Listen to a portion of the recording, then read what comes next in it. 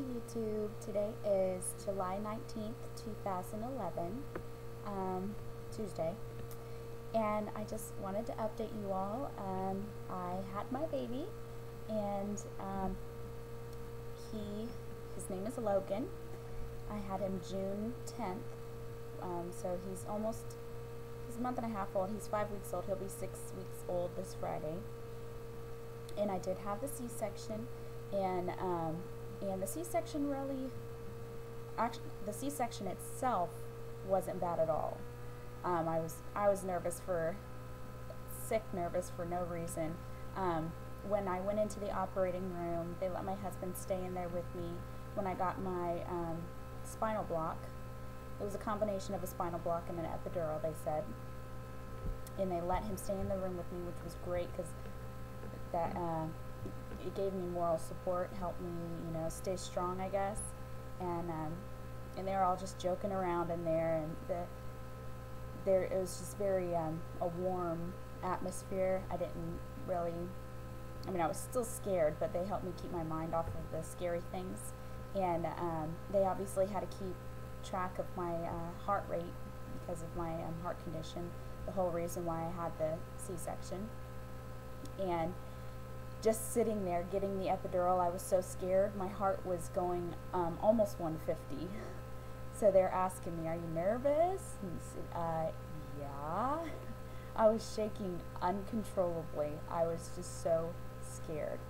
But once they laid me down and everything, and I was scared to half to death. And they tell you they're going to do that little pinch test to make sure that you're completely numb. Well, they did the pinch test, but I didn't know it. And I'm just kind of laying there, going, all right, when are they going to get things started? And I look up at the nurse who was up to my left, and I said, when are they going to get started? She said, "Oh, honey, they've already cut you open." I said, "Oh, I thought they were supposed to do a pinch test." She said, "They did, but you didn't feel it." I was like, okay. So I couldn't even feel them cutting me open until they got farther in, and it was just an uncomfortable feeling. Like, I could feel it kind of tugging and pulling on the muscles and stuff, and it was just really, it felt like pops. Like I could feel it popping open, and it was just really, it made me feel uneasy. I didn't feel any pain, it was just really weird. And I was having a hard time, catching my breath because I had a big old belly with a big old baby and, squishing me. And as soon as they pulled him out, I was instantly able to breathe better, and I felt loads better because I had, whenever I would lay down on my back, I would get very, very dizzy, just because the pressure on my uterus was too much. And as soon as he was out, it was completely better. I could lay on my back with ease, no problem. And but he was 8 pounds, 15 ounces. He was just a half an ounce shy of 9 pounds, so he was a big boy, like they said he was going to be. And he was only 19 and a half inches long, so he was a little short. He was short and stout. That's what I was telling everybody. But he's doing good. He's, like I said, he'll be 6 weeks old on Friday, and I'll give you a little peek at him. He's snoozing right now. Last night was a rough night sleeping. He decided to stay awake from 1:30 to 4:30 this morning, and then wake up every hour after that. So he's sleeping now, of course.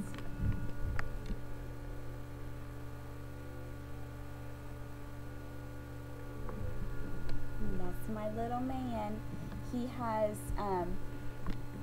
hair like on the back and on the sides that's thicker, and he has a little hair on top too, but it's a lot thinner and it's harder to see. But the hair that he does have is like strawberry blonde, so he's gonna have hair like his daddy. My daughter, she came out with thick black hair. We were very shocked. We thought she was gonna be a redhead, but she wasn't. And then when he came out, we thought he was gonna be dark-headed like Lily, but he wasn't. So they're both kind of a surprise, which is nice. It's, very few things left to surprise anymore. But besides that, he's a good baby. He's a little fussy compared to Lily. Lily was like the perfect baby. She never cried, ever. And but he does fuss a little bit more, which is okay. I wouldn't say he's quite colicky, but he is a little bit fussy. Very gassy. His gas stinks. It's awful. It smells like a grown person's gas. It's awful. I was breastfeeding him, and I still breastfeed him once or twice a day, but he's mostly formula fed, just because he was spitting up the breast milk every time I would feed him.